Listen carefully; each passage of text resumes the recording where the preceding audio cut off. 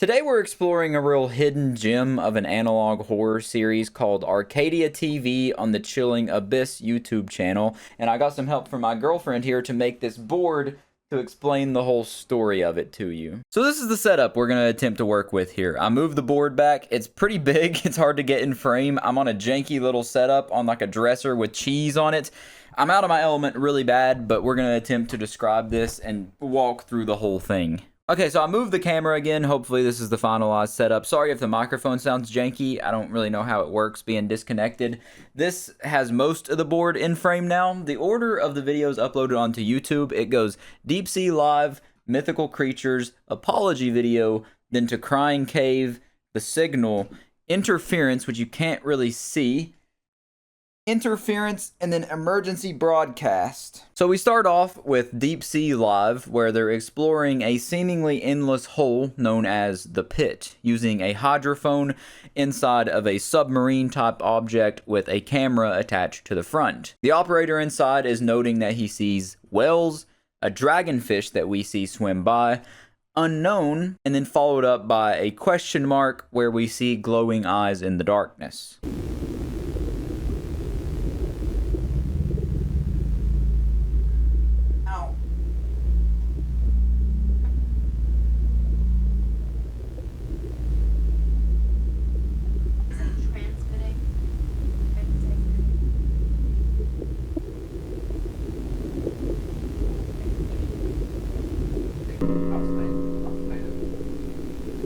Which leads to a system malfunction. All light and sound is now gone. He starts pleading for help, telling them to pull him out, and then God appears. And then he FNAF jump scares the camera a little bit.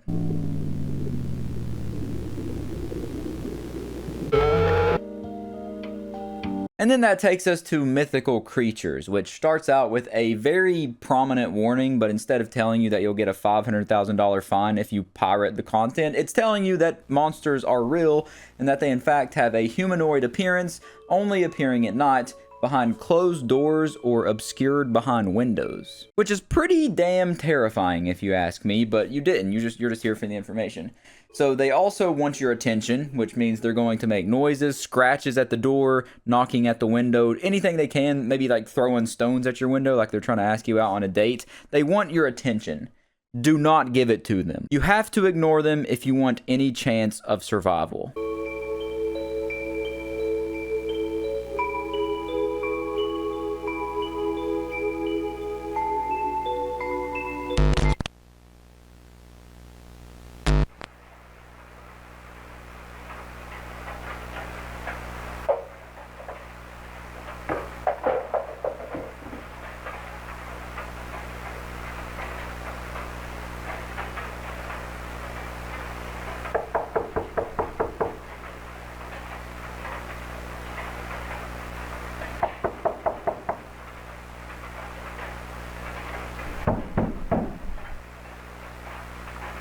Hello? Is there somebody there?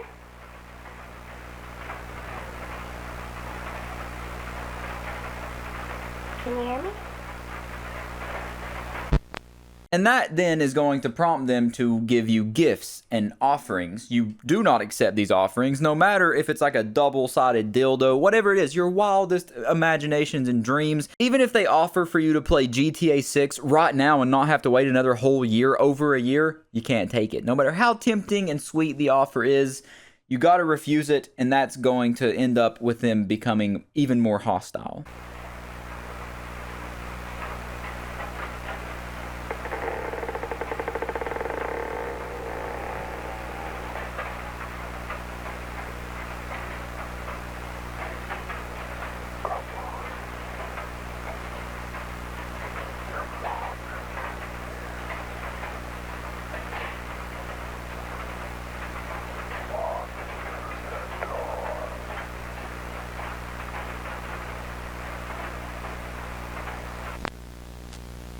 If you can't tell, the odds are rigged against your favor. You're not meant to survive these encounters. The monsters, they're not designed to be fair. They're designed to kill humans. But if you are able to stick out the 30 days, a whole calendar month, then you are safe. The creature will vanish and it will leave behind its name. It'll leave behind a marking, which there's only been three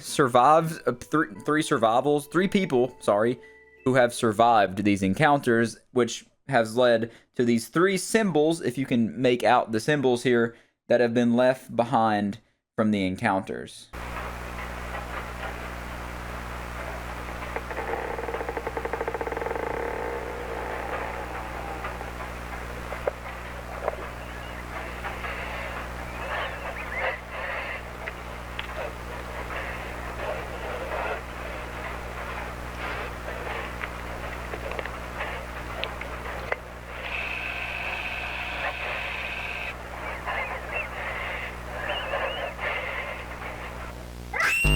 And that takes us to the apology video. And you may be wondering what these red lines are. If you can see all of them, you can see half of them. They're the chronological order of the videos, which I'll get to later. Don't jump the gun. We don't want to make things too complicated here. There's already a mess on the board, as you can see. The apology video is a follow-up to the Deep Sea Live video, saying that Arcadia apologizes, that it was like an unhinged employee just playing a prank on the broadcast, a really weird prank, admittedly, but they have fired him, they've handled him, he has been dealt with, making it seem like they kind of, made him shoot himself in the back of the head kind of situation. But in my opinion, I don't think it was a hijacking at all. I don't think it was a prank by a crazed employee. I think they intended to do that. We'll also get to theories later. I have theories on the very bottom of here, which you can't see because they're down where my feet are.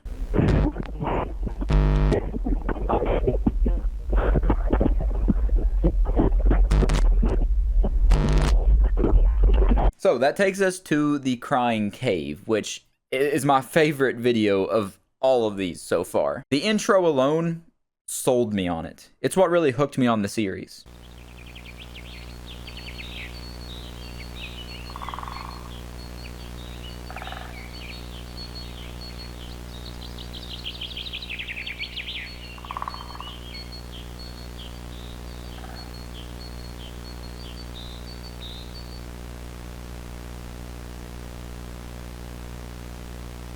It's just so good. I know, right? I know.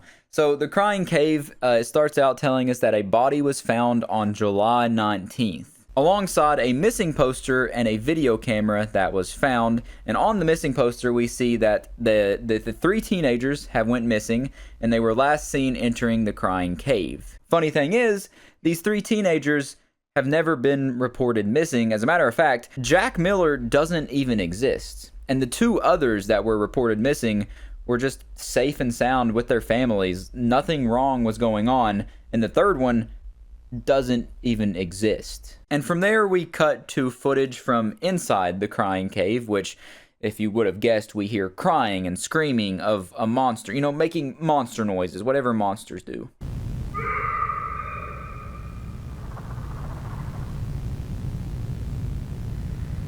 Hello?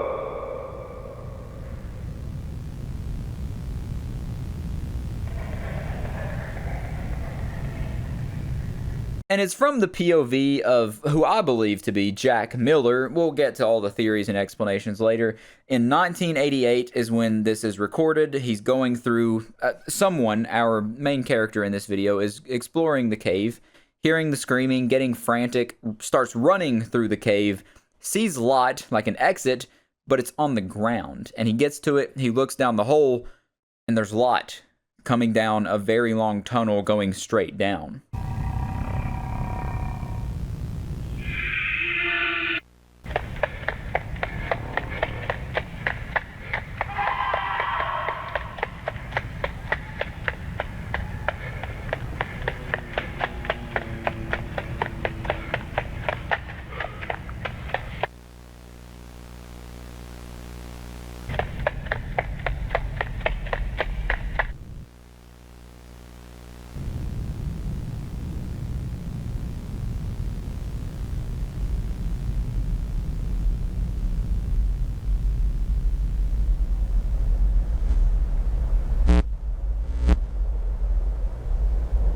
And if you haven't put the puzzle pieces together yet, that hole leads to the sky. That the clip you've seen at the beginning is him falling out of the sky from a cave. That's so awesome, man. So awesome.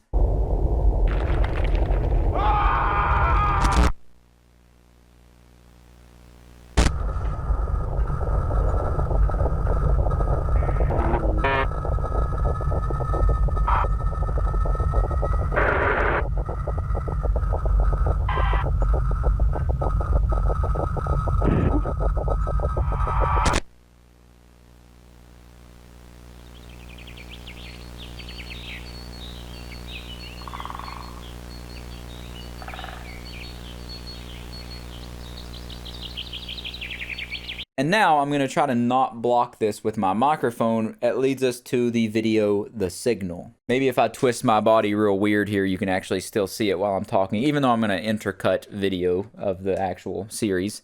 So we start off with it saying Dr. John Walker has developed the first machine to transmit signals from outside of this universe to another universe, like sending and receiving signals universe to universe. Universal email, if you will.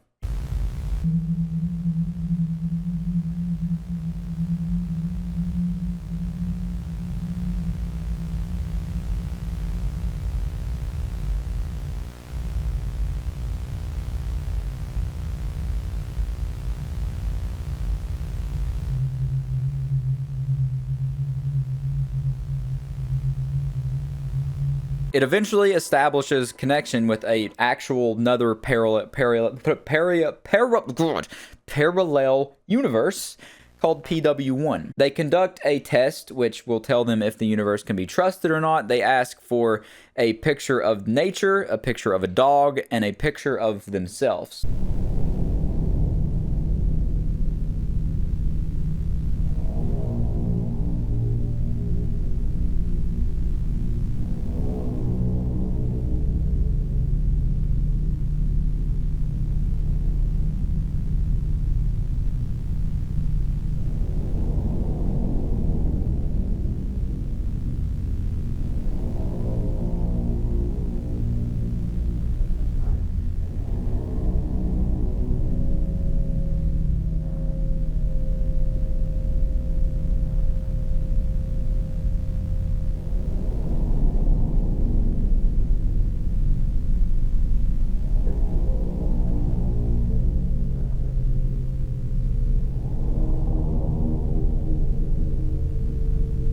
The first set comes back very normal. They seem like a nice parallel universe to collaborate with, so they start working with them. Then the signal sends out and connects with another universe, PW2, which they then follow up with them, establish a communication, and then they do the same 3-image test with PW2.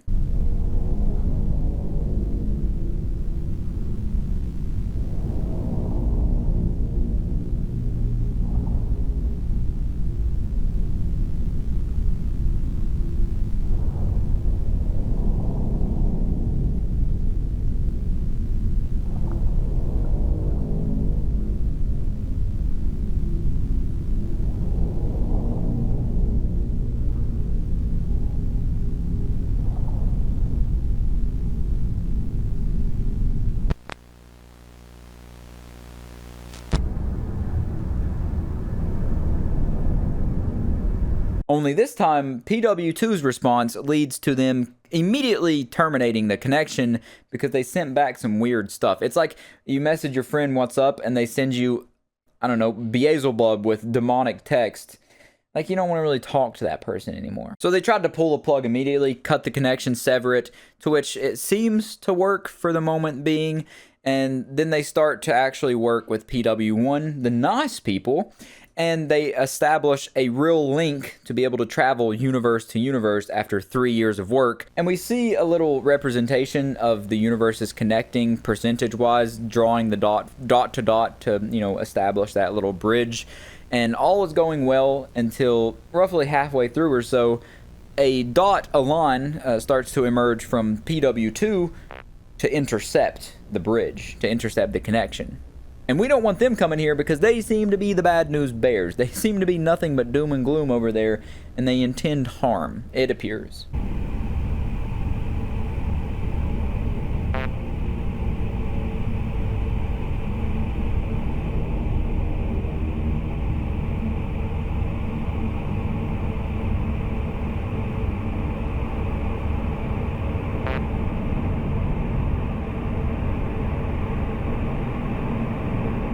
But right when the connection from PW1 to the main universe is about to be made, they're at 99%. PW2 intercepts the connection, and the connection's made with the wrong universe.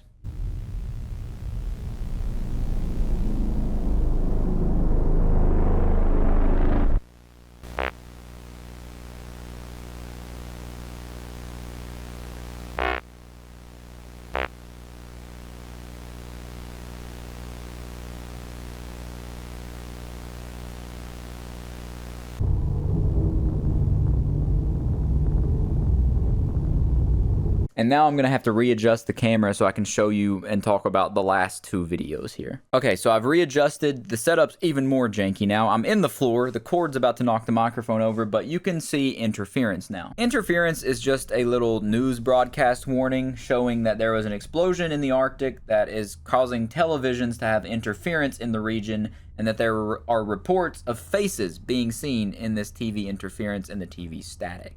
And alongside these faces being seen in the static and the disturbance, there are also threatening messages because, you know, if you're going to be evil, you got to go all the way. You got to put that pedal to the metal.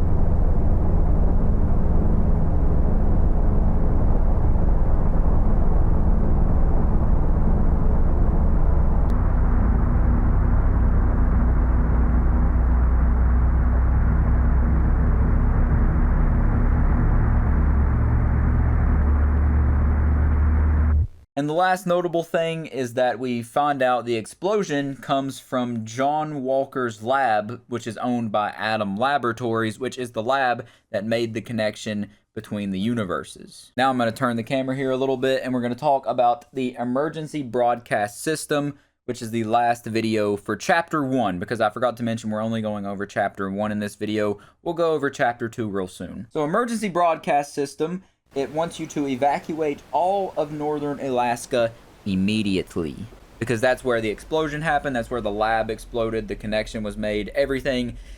Pure pandemonium and chaos in northern Alaska currently. You have 72 hours to evacuate. There is a countdown that starts counting down at the end of the video, and failure to evacuate will lead to you being shot, it says. You're gonna die. You're gonna get killed if you stay in northern Alaska. You gotta move down, or as a matter of fact, who wants to live in Alaska anyways? Sorry if you're watching from Alaska. Just move, you know? Go to, I don't know, what's close? Go to Russia.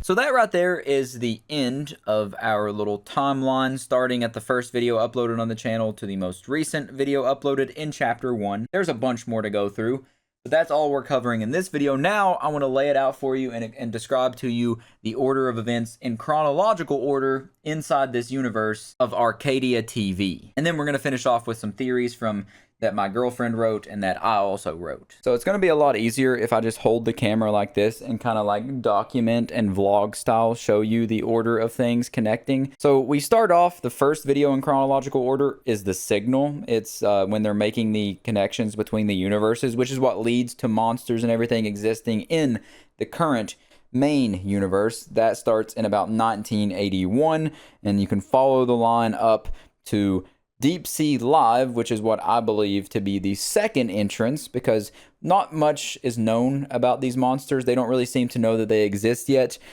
God is in the picture here. And then that leads us down to the Crying Cave, which is where I believe that the parallel universes come into play, because they say that Jack Miller doesn't even exist. And those two other people were never missing. So my idea, my little theory, is that the missing poster came from the alternate universe, from one of the alternate universes that connected, and that somehow Jack Miller existed in another universe, but not in this universe, and he walked through the cave with the others, but ended up actually coming through to this new dimension, where for some reason the cave just makes you fall out of the sky. It has an ability to just make you fall out of the sky. I don't know, it's kind of a loose theory, but it makes sense in my brain enough to draw that dot, you know? Once again, this is not a confirmed timeline. This is all me speculating the ramblings of a lunatic here. And in that video, the Crying Cave takes us to Inference, but this is where everything, you know, goes to pure pandemonium.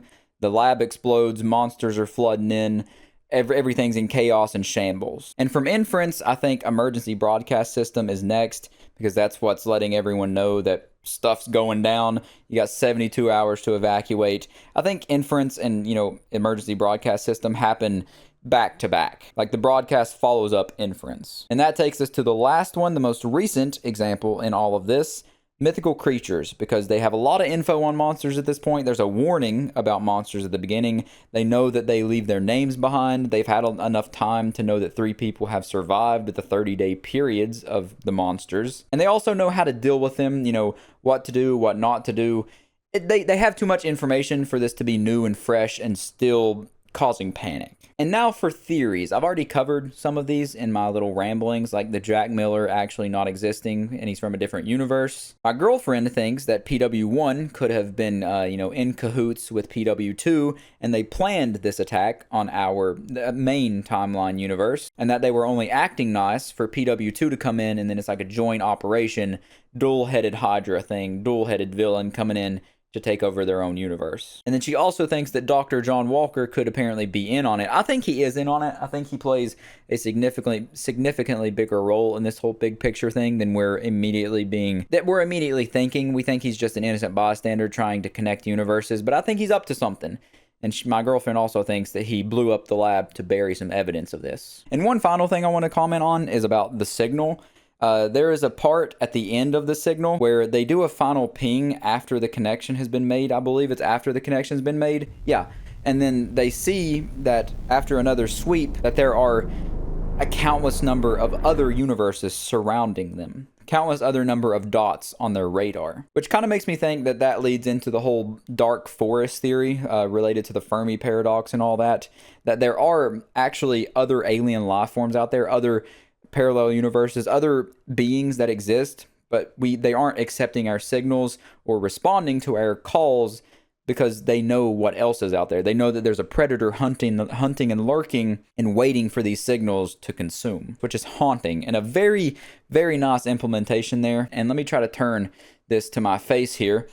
I'm going to go ahead and end the video here and get my setup back to looking somewhat normal. This is so janky, but I had a lot of fun recording this and putting it together. If you want to see chapter 2, you're gonna see it because I'm gonna make it anyways. I'm already watching it and looking into it. And as always, go check out and support the main YouTube channel first. I should have put this at the beginning. Go check out Chilling Abyss because he has talent. I don't have talent.